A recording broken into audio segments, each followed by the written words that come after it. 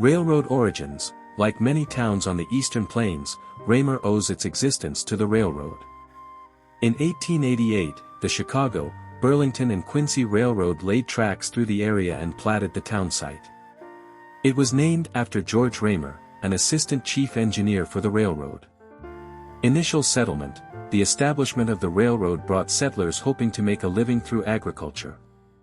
The Raymer Post Office opened on June 27, 1888, marking the official beginning of the town.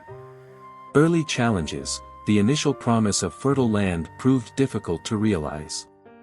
The arid conditions of the eastern plains made farming challenging, and the town struggled. By 1895, just 7 years after it was founded, the post office closed, signaling a decline in population and activity. Resurgence and growth, 1900s to 1920s. A second chance. Raymer experienced a revival in the early 1900s. The town was replatted in 1909, and new homesteaders arrived, drawn by the promise of land and opportunity. New Raymer. To distinguish it from the earlier settlement, the post office was reopened on November 13, 1909, with the name New Raymer. However, the town itself retained the name Raymer.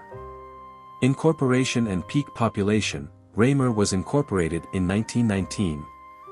The town thrived in the 1920s, reaching a peak population of 417 residents.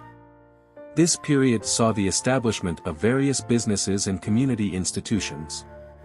Challenges and decline, 1930s present.